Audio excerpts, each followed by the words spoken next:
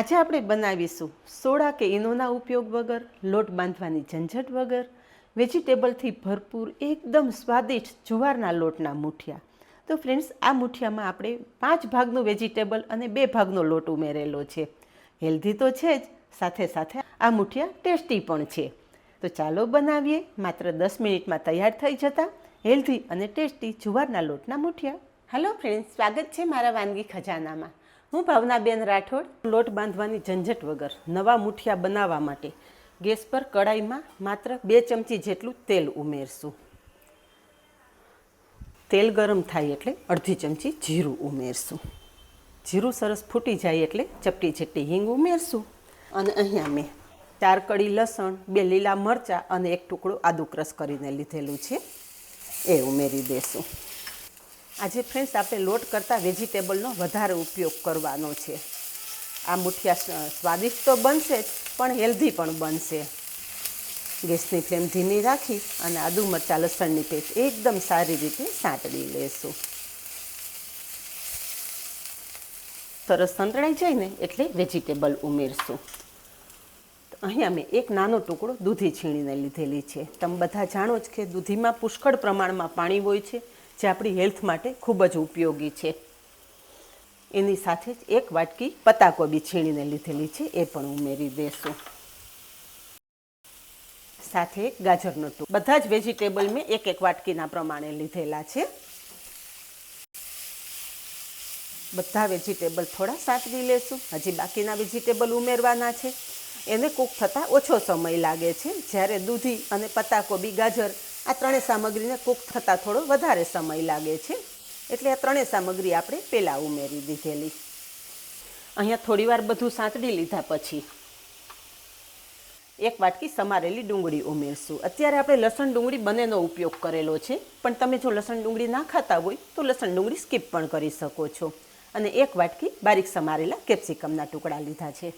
Vegetable તમારી પાસે જે હાજર હોય એ ઉમેરી શકો છો, ના હોય તે સ્કીપ કરી શકો છો. આ સિવાય તમે સ્વીટકોર્ન ઉમેરી શકો છો કે લીલા વટાણા પણ ઉમેરી શકો છો. પણ આ બંને સામગ્રી ઉમેરતા હોય ને થોડી ક્રશ કરીને ઉમેરવાની, જેથી મૂઠિયામાં બહાર ના આવે. હવે અહીંયા બધા જ વેજીટેબલ સરસ મિક્સ કરી લીધા છે. હવે થોડા બેઝિક મસાલા કરી લઈએ.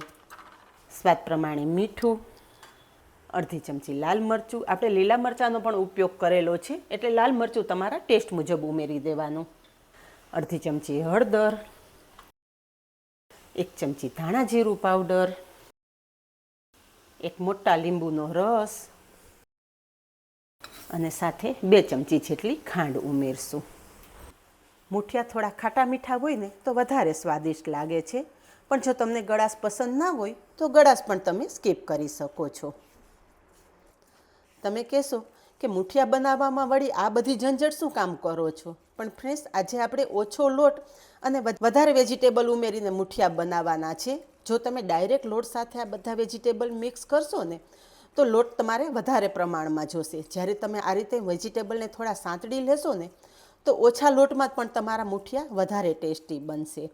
ઘરમાં ઘણા મેમ્બર એવા હોય જેને દૂધી નથી ભાવતી, કોઈને ગાજર નથી ભાવતું કે કોઈને પત્તાકોબી નથી ભાવતી. પણ તમે આ એક વખત રેસીપી બનાવો, ઘરના બધા આંગળા ચાટીને ખાશે અને એ લોકોને ખબર પણ નહીં પડે કે આજે તમે આટલા બધા વેજીટેબલ સાથે એક વાનગી બનાવી છે. તો અહીંયા તમે જોઈ શકો છો કે બધા જ વેજીટેબલ સરસ સંતળાઈ ગયા છે અને વેજીટેબલમાં રહેલું ઘણું ખરું પાણી પણ એબ્ઝોર્બ થઈ ગયું છે. હવે એની સાથે 1 વાટકી આપણે જુવારનો લોટ ઉમેરશું. જુવાર પણ આપણા પેટને ઠંડક આપે છે અને ગેસ, એસિડિટી અને અપચો જેવી સમસ્યાઓથી પણ દૂર રાખે છે. અને બાઇન્ડિંગ આપવા માટે 1 વાટકી આપણે રવો ઉમેરશું. રવો તમારા ઘરમાં જાડો કે ઝીણો જે હોય તે ઉમેરી શકો છો. તો ફ્રેન્ડ્સ, આપણે 5 વાટકી જેટલું વેજીટેબલ માત્ર 2 વાટકી જ લોટ ઉમેરવાનો છે. તો લોટ પણ આપણે વેજીટેબલ સાથે સરસ મિક્સ કરી લેશું. તો અહીંયા તમે જુઓ કે લોટ પણ વેજીટેબલ સાથે એકદમ સરસ મિક્સ કરી લીધો છે. તો હવે જે વાટકી ભરી અને આપણે વેજીટેબલ અને લોટ લીધેલા છે ને એ જ વાટકી ભરી અને આપણે 2 વાટકી પાણી ઉમેરશું.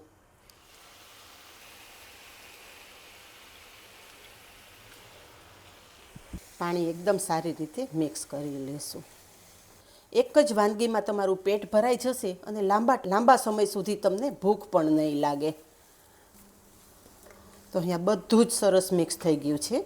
હવે ગેસની ફ્લેમ બંધ કરી દેશું અને થોડી વાર ઢાંકણ ઢાંકી દેશું, જેથી વરાળમાં જ આપણો લોટ સરસ બફાઈ જશે. પછી આપણે આગળની પ્રોસેસ કરશું. થોડી વાર પછી ઢાંકણ ખોલીને જોઈએ ને તો અહીંયા તમે જુઓ કે આપણું મિશ્રણ એકદમ મસ્ત સેટ થઈ ગયું છે. જેવું આપણે હાથે લોટ બાંધીએ ને એવો આ લોટ તમારો તૈયાર થઈ જશે. ગેસની ફ્લેમ બંધ કરી દઈશું અને તૈયાર થયેલું મિશ્રણ એક મોટા વાસણમાં આપણે કાઢી લેશું, જેથી ઝડપથી ઠંડુ થઈ જાય. તૈયાર કરેલો બેઝ થોડું હુંફાળું ગરમ હોય ને ત્યારે જ આપણે આ પ્રોસેસ કરવાની છે. તો આપણે એક ટીપા જેટલું જ તેલ ઉમેરશું. આપણે થોડું તેલ ઉમેરી અને લોટને આ રીતે ભેગો કરી લેવાનો છે. તો આપણો અહીંયા લોટ સરસ મિક્સ થઈ ગયો છે. હવે હાથ તેલવાળો કરી લેશું અને તમારી મનપસંદની શેપના આપણે મુઠિયા તૈયાર કરી લેવાના છે. તમે ઈચ્છો તો આ રીતે ગોળ બોલ્સ તૈયાર કરી શકો છો, ઈચ્છો તો તમે મુઠિયાનો શેપ પણ આપી શકો છો. પણ મને આ રીતે ગોળ બોલ્સ વધારે પસંદ છે. તમે જુઓ કે કેટલો મસ્ત આપણો લોટ બંધાઈ ગયો છે. બિલકુલ ક્રેક વગરના આપણા મુઠિયા તૈયાર થયેલા છે. તો લોટ હાથમાં લેતું જવાનું, બે હાથે આ રીતે સ્મૂધ કરતું જવાનું અને બોલ બનાવતું જવાનું. તમે ઈચ્છો તો મુઠિયાનો શેપ પણ આપી શકો છો કે પછી સિલિન્ડર શેપ પણ આપી શકો છો. આ રીતે આપણે બધા જ મુઠિયા તૈયાર કરી લેશું. અહીં આપણે મુઠિયા બનાવીએ છીએ ને તો સાઈડમાં જેમાં તમારે મુઠિયા સ્ટીમ કરવા છે ને એમાં પાણી પણ ગરમ કરવા મૂકી દેવાનું, જેથી આપણે મુઠિયા બનાવી લઈએ ને ત્યાં સુધીમાં એ પાણી સરસ ગરમ થઈ જાય. અહીં આપણા સ્ટીમરમાં પાણી સરસ ગરમ થઈ ગયું છે, ત્યાં સુધીમાં આપણે મુઠિયા પણ બનાવી લીધા છે. તો તમે જુઓ કે માત્ર 2 નાની વાટકી લોટનો ઉપયોગ કરેલો છે ને તો આખી પ્લેટ ભરીને આપણા મુઠિયા તૈયાર થયા છે. હવે આપણું સ્ટીમર બિલકુલ ક્ષારવાળું ના થાય એ માટે આપણે લીંબુના 2 છોતરા ઉમેરી દઈશું અને ઉપર કાણાવાળી પ્લેટ મૂકી દઈશું અને તૈયાર થયેલા મુઠિયા સ્ટીમ કરવા મૂકી દઈશું. તો ફ્રેન્ડ્સ, લુક તમે જોઈ શકો છો, જોઈને જ ખાવાની ઈચ્છા થઈ જાય ને એટલા મસ્ત આ મુઠિયા તૈયાર થાય છે. તમે જોયું ફ્રેન્ડ્સ કે આમાં આપણે સોડા કે ઈનોનો પણ ઉપયોગ નથી કરેલો, તો પણ આ મુઠિયા એકદમ મસ્ત જાળીદાર તૈયાર થશે. આ રીતે આપણે બધા મુઠિયા ગોઠવી દઈશું. ગેસની ફ્લેમ હાઈ રાખશું અને આ મુઠિયાને આપણે માત્ર 10 જ મિનિટ સ્ટીમ કરી લેશું.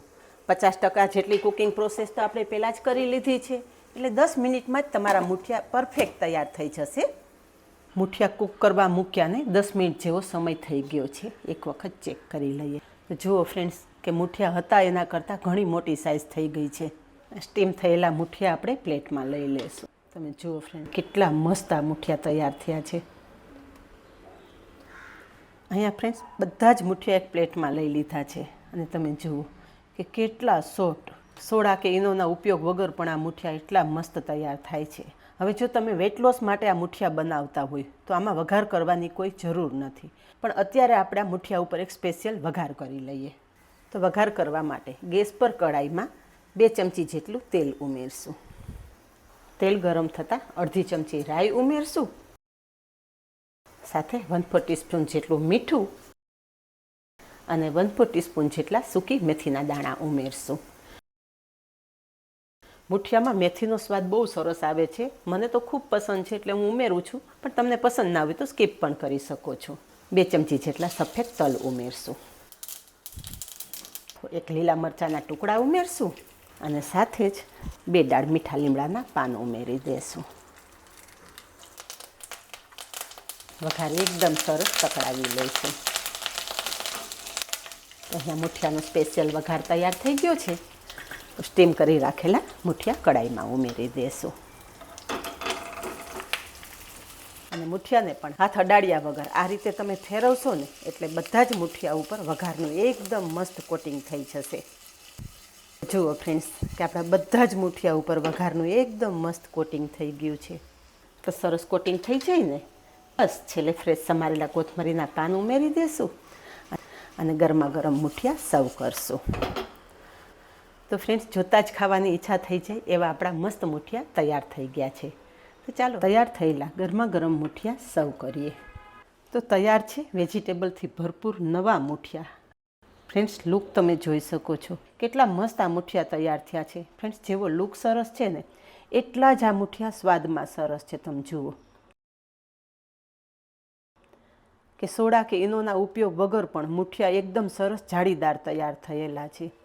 ફ્રેન્ડ્સ, એક વખત આ મુઠિયા ચોક્કસ બનાવજો, ઘરમાં બધાને ખૂબ જ પસંદ આવશે. ફ્રેન્ડ્સ, જો તમને આજનો વિડીયો પસંદ આવ્યો હોય ને તો વિડીયોને એક લાઇક ચોક્કસ કરજો અને આવા જ નવા વિડીયો જોવા માટે ચેનલને સબસ્ક્રાઈબ કરી લેજો અને પાસે રહેલું બેલ પણ પ્રેસ કરી રાખજો, જેથી આવનારા બધા જ નવા વિડીયોની નોટિફિકેશન સૌથી પહેલાં આપને મળે. આજે બસ આટલું જ. મળીએ નેક્સ્ટ વિડીયોમાં. ત્યાં સુધી બાય. Thank you.